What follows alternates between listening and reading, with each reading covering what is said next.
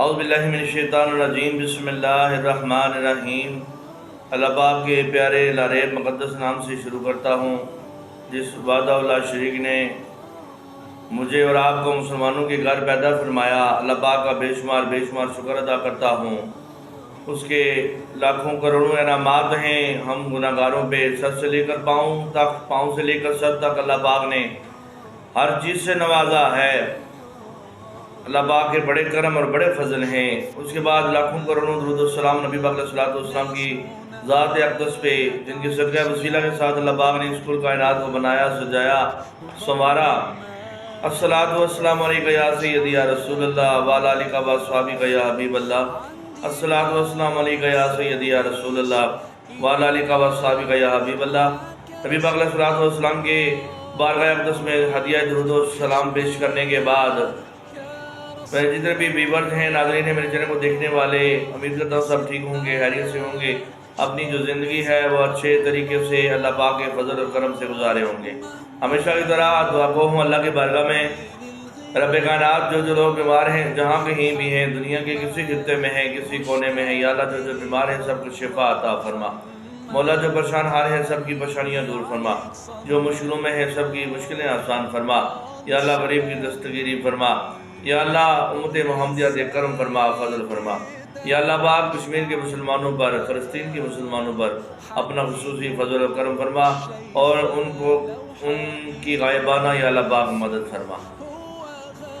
آج مختصر سا قصہ حضرت اسرائیل علیہ السلام کا آپ کی سماعتوں کی نظر کروں گا۔ بڑے پیارے جملے ہیں، بڑا پیارا قصہ ہے، سماعت فرمائیے گا، دل کے کانوں سے سنیے گا، ویڈیو کو سکپ نہ کیجیے گا، پوری ویڈیو دیکھیے گا۔ اللہ پاک کی بارگاہ میں دعا ہے اللہ پاک حق سچ کہنے کی توفیق عطا فرمائے، اور ہم سب کو اس پر عمل کر کے زندگی بسر کرنے کی توفیق عطا فرمائے۔ حضرت اسرائیل علیہ السلام اللہ پاک کا مقرب فرشتہ ہے، ملائکہ ہے، آپ کا ملائکہ میں شمار کیا جاتا ہے۔ ویسے تو اللہ پاک کے بے شمار ملائکہ ہیں، بے شمار فرشتے ہیں، ان گنت فرشتے ہیں جو گنتی میں نہیں آتے۔ 4 مقرب فرشتے ہیں، حضرت جبریل علیہ السلام، حضرت میکائیل علیہ السلام، حضرت اسرافیل علیہ السلام اور حضرت اسرائیل علیہ السلام۔ 4 مقرب فرشتے ہیں۔ اب اللہ پاک نے چاہا کہ میں حضرت آدم علیہ السلام کا پتلا بناؤں۔ اب اللہ پاک حضرت جبریل علیہ السلام کو بلاتے ہیں۔ اللہ پاک حکم دیتا ہے کہ اے جبریل زمین پہ چلا جا، میں انسانی نسل کا آغاز کرنا چاہتا ہوں، میں حضرت آدم کا پتلا بنانا چاہتا ہوں، میں اپنا خلیفہ دنیا میں مبعوث کرنا چاہتا ہوں، دنیا میں بھیجنا چاہتا ہوں۔ اے جبریل تو زمین پہ چلا جا، وہاں سے تھوڑی سی مٹی لے کے آ۔ اب جبریل علیہ السلام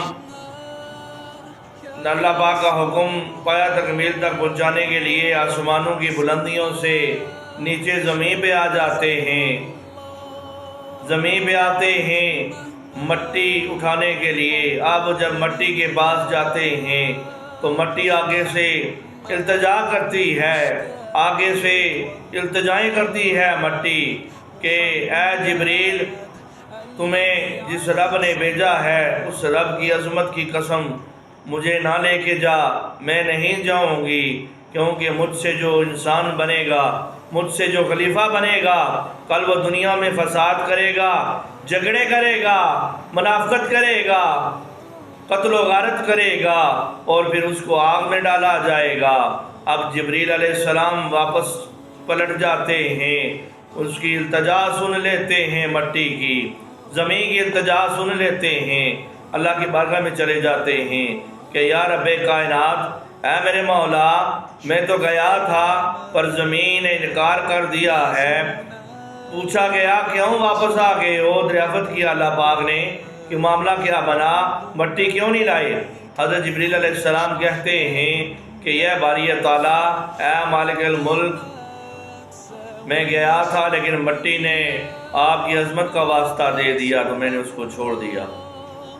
اب حضرت اسرافیل علیہ السلام کو بھیجا جاتا ہے، وہ بھی آسمانوں کی بلندیوں پہ نیچے زمین پہ آتے ہیں، مٹی کو اٹھانے لگتے ہیں، مٹی پھر التجا کرتی ہے، پھر واسطہ خدا کرتی ہے، وہ بھی چلے جاتے ہیں۔ اب پھر حضرت میکائیل علیہ السلام آتے ہیں، زمین پہ آ جاتے ہیں، وہ بھی مٹی کو اٹھانے لگتے ہیں، مٹی پھر التجا کرتی ہے کہ اللہ پاک کی عظمت کی قسم ہے کہ آپ مجھے نہ لے کے جائیں۔ اب وہ بھی واپس چلے جاتے ہیں، تینوں مقرب فرشتے اللہ پاک کی بارگاہ میں چلے جاتے ہیں۔ اب باری آتی ہے، اب میں آپ کو بتاؤں گا کہ ملک الموت کا لقب جو حضرت عزرائیل علیہ السلام کو ملا وہ کیسے ملا۔ اب حضرت عزرائیل علیہ السلام کی باری آتی ہے، اللہ پاک حکم ارشاد فرماتا ہے کہ اے عزرائیل تو جا زمین پہ، وہاں سے مٹی لے کے آ، میں نے نیا خلیفہ پیدا کرنا ہے، اس خلیفے کو دنیا میں مبعوث کرنا ہے، حضرت آدم کا پتلا بنانا ہے۔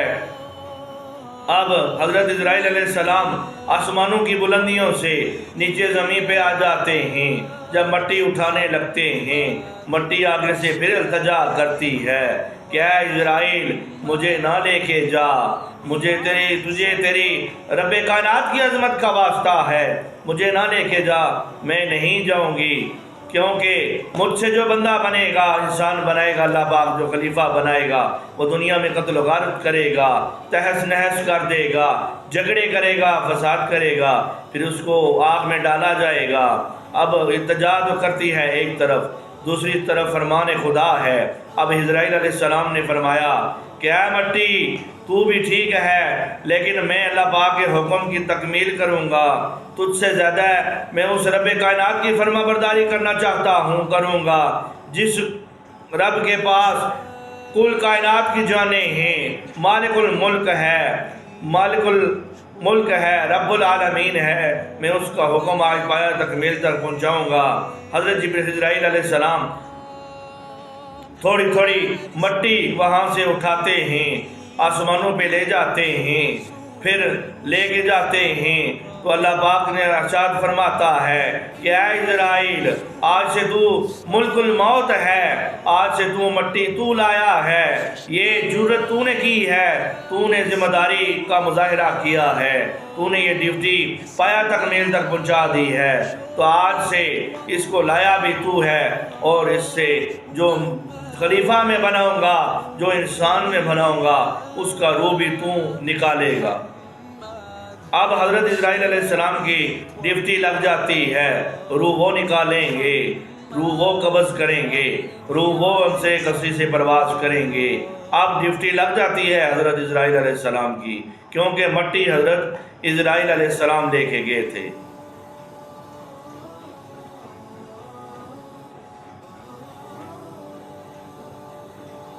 اب حضرت حدیث میں بھی آیا ہے، حدیث میں آتا ہے کہ جب حضرت ابراہیم علیہ السلام اپنے گھر میں موجود تھے تو ایک حسین و جمیل نوجوان جس کا چہرہ رونق ہے، 14ویں کی چاند کی طرح چمک رہا ہے، جس کا چہرہ روشن ہے، بڑا خوبصورت ہے، بڑا خوبصیرت ہے، بڑا کمال کا نوجوان ہے، وہ حضرت ابراہیم علیہ السلام کے گھر جاتا ہے۔ آپ جب پلٹ کر دیکھتے ہیں کہ ایک خوبصورت جوان آیا ہے، آپ پوچھتے ہیں اے آنے والے تو کون ہے؟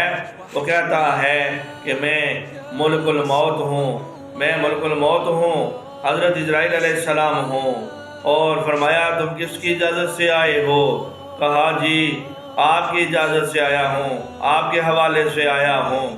اب حضرت ابراہیم علیہ السلام پوچھتے ہیں کہ اے عزرائیل مجھے ذرا یہ تو بتا کہ جب تو کسی نیک بندے کی روح نکالتا ہے تو کیسی شکل تمہاری ہوتی ہے؟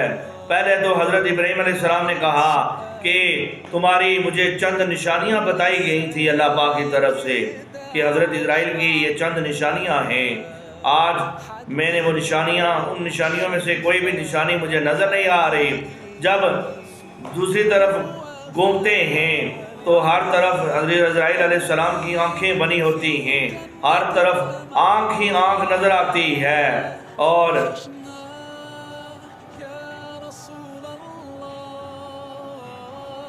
پھر دیکھتے ہیں، آپ کہتے ہیں کہ اے عزرائیل ذرا یہ تو بتا کہ جب نیک انسان کی روح نکالتا ہے، جب تو نیک انسان کی روح قبض کرتا ہے تو اس کے سامنے جو تمہاری شکل ہوتی ہے وہ کیسی شکل لاتا ہے؟ تو حضرت عزرائیل علیہ السلام نے کہا کہ ایک سفید کپڑا، روشن سفید کپڑا، اور خوبصورت اتنا کہ اس کی انتہا نہیں، ایک خوبصورت چہرہ لے کر، ایک نکھرا ہوا چہرہ لے کر میں نیک انسان کی روح نکالتا ہوں۔ تو حضرت ابراہیم علیہ السلام نے کہا پھر تو تیرا دیدار ہی، اے عزرائیل، اے ملک الموت، پھر مومن کے لیے تیرا دیدار ہی کافی ہے۔ اور فرمایا دوسری طرف کہ جب میں پوچھا گیا، حضرت ابراہیم علیہ السلام نے پوچھا کہ اے عزرائیل جب تو کسی کافر کی روح نکالتا ہے، کسی مشرک کی روح نکالتا ہے، قبض کرتا ہے، تو کیسی شکل ہوتی ہے، تمہاری کیسی شکل پیش کرتا ہے؟ فرمایا کہ سر کالا سیاہ ہوتا ہے، منہ سے آگ نکلتی ہے، اور پورے جسم سے جو ہیں سیدھے سیدھے جو تیر ہیں وہ تیر نکلتے ہیں، کانٹے کی طرح تیر نکلتے ہیں، منہ سے آگ نکلتی ہے، اور جو سر ہے وہ کالا سیاہ ہوتا ہے۔ اتنا بھیانک چہرہ، اتنا خوفناک چہرہ میں وہ چہرہ لے کے اس کی روح قبض کرتا ہوں، جو کافر ہے، جو مشرک ہے۔ تو اللہ پاک کی بارگاہ میں دعا ہے کہ اللہ پاک ہمیں ایمان والی موت نصیب فرمائے۔ اللہ پاک کی بارگاہ میں دعا کیا کریں، جہنم سے بھی پناہ مانگا کریں، قبر سے بھی پناہ مانگا کریں، کیونکہ قبر کا جو عذاب ہے، جو پہلی منزل قبر ہے، آخرت کی منزلوں میں سے پہلی منزل قبر ہے، بڑا مشکل مقامات ہیں۔ نبی پاک علیہ السلام بھی فرمایا کرتے تھے، آپ نے بھی فرمایا تھا کہ اے صحابہ جہنم سے بھی پناہ مانگا کرو اور قبر سے بھی پناہ مانگا کرو۔ اللہ تعالیٰ نے اب حضرت عزرائیل علیہ السلام سے پوچھا ایک مرتبہ کہ اے عزرائیل تو ہر کسی کی روح نکالتا ہے، میں نے تمہاری ذمہ لگا دیا ہے، تمہاری ڈیوٹی لگا دی ہے، تو ہر کسی کی روح نکالتا ہے، کبھی تجھے دکھ ہوا، بہت زیادہ دکھ ہوا ہو کسی کا روح قبض کرتے ہوئے؟ تو فرمایا کہ اے میرے رب کائنات، اے میرے مولا، اے باری تعالیٰ، ایک مرتبہ ایک جہاز، ایک کشتی پانی میں جا رہی تھی، آپ کے حکم سے وہ پانی کے اندر آ گئی تھی، سارے لوگ فنا ہو گئے تھے اس کشتی میں جتنے تھے، باقی جو بچے تھے ان میں سے ایک ماں تھی اور اس کا ایک چھوٹا شیروار بچہ تھا، اور ادھر سے ہوا چلتی ہے، اتنی تیز ہوا چلتی ہے کہ ان دونوں کو، ماں اور بیٹے کو، ایک محفوظ ساحل پہ لے کے جاتی ہے، محفوظ ساحل پہ لے کے جاتی ہے۔ اے رب کائنات، اے میرے رب کائنات، اے میرے رب تعالیٰ، اے رب العالمین، جب وہ وہاں ساحل پہ پہنچ جاتے ہیں وہ بچہ اور اس کی ماں، تو اللہ پاک تیرا حکم آ جاتا ہے، میں تیرا حکم تکمیل تک پہنچاتا ہوں، تیرا حکم آ جاتا ہے کہ اے عزرائیل، اے ملک الموت، اس کی ماں کی روح کو قبض کر لو، اس کی ماں کی روح کو نکال لو۔ فرمایا کہ جب میں نے اس بچے سے ماں کا روح نکالا، ماں کو جدا کیا، تو مجھے بڑا افسوس ہوا، میرا کلیجہ پھٹ گیا، چیر گیا میرا کلیجہ۔ وہاں سے جب روح نکالی، ماں سے بچے کو جدا کیا، تو وہ میرے لیے بہت زیادہ دکھ کا باعث بنی، میں نے زیادہ غمگین ہوا اس موت پہ جب اس کا روح نکالا۔ تو اللہ پاک نے فرمایا کہ اے جبریل، اے عزرائیل، اے ملک الموت، کیا تو جانتا ہے کہ وہ بچہ کہاں گیا؟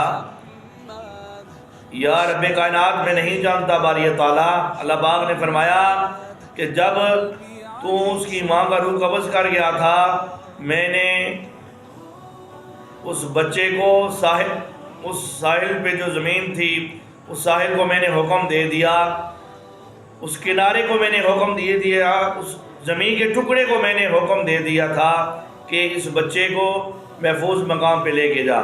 اب پاس ایک سرسبز شاداب ایک جزیرہ تھا، وہاں میں نے اس ساحل کو، اس زمین کے جزیرے کو، جو زمین کا ٹکڑا ہے، میں اس کو وہاں کے جتنے بھی پھول تھے میں نے پھولوں کو حکم دیا کہ اس کا بچھونا بن جاؤ۔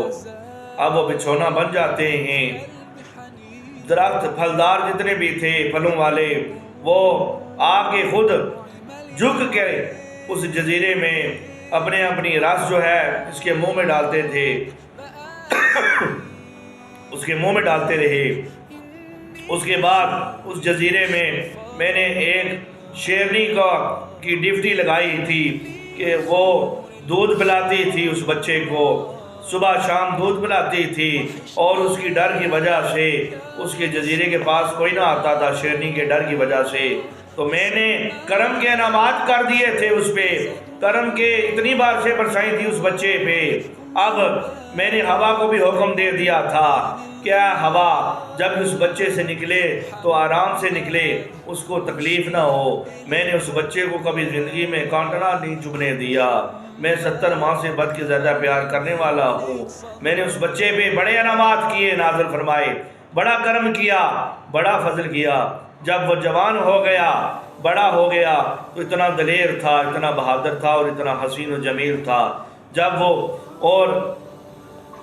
وہ بڑا ہو جاتا ہے، اس جنگل میں ایک شکاری آ جاتا ہے، وہ شکاری اس کو لے کر اپنے گھر چلا جاتا ہے۔ وہ بادشاہ تھا، اس وقت کا بادشاہ تھا، وہ دنیا سے چلا جاتا ہے۔ دنیا سے جب چلا جاتا ہے تو اپنی بادشاہت، اپنا سب کچھ اس بچے کے نام کروا دیتا ہے۔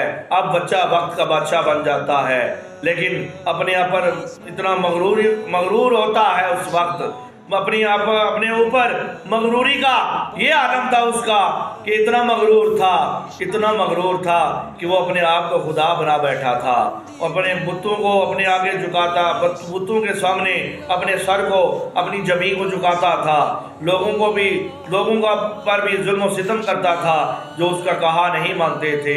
نعوذ باللہ، وہ کہتا تھا کہ میں خدا ہوں، اس نے خدائی کا دعویٰ کر لیا تھا۔ اب تم بتاؤ اسرائیل، اے ملک الموت، کہ میں نے اس پہ اتنے کرم کیے، اتنے فضل کیے، اتنے انعامات نازل فرمائے کہ وہ میرا ہی، وہ مٹی کا پتلا، وہ مٹی کا بنایا ہوا انسان، وہ بچہ جس پہ میں نے اتنے کرم، اتنے فضل کی، انعامات کی بارش کی، وہ میرا ہی شریک بن گیا۔ میرا اس نے کون سا شکریہ ادا کیا؟ تو اسرائیل علیہ السلام فرماتے ہیں کہ اے باری تعالیٰ، اے رب کائنات، اے کل جہاں کے مالک، اے ذرے ذرے کے مالک، جو تو جانتا ہے وہ میں نہیں جانتا۔ تو یہ مختصر سا قصہ تھا اسرائیل علیہ السلام کا، تفصیلاً بعد میں انشاءاللہ کبھی پیش کروں گا، اور بھی کافی واقعات ہیں انشاءاللہ پیش کروں گا۔ اللہ پاک کی بارگاہ میں دعا ہے جو کچھ پڑھا اپنی بارگاہ میں قبول فرمائے، اور اس پر عمل کر کے زندگی بسر کرنے کی توفیق عطا فرمائے۔ ہمیں اپنی آخرت کی فکر عطا فرمائے، اور ہمارا خاتمہ بھی ایمان فرمائے۔ وآخر دعوانا الحمدللہ۔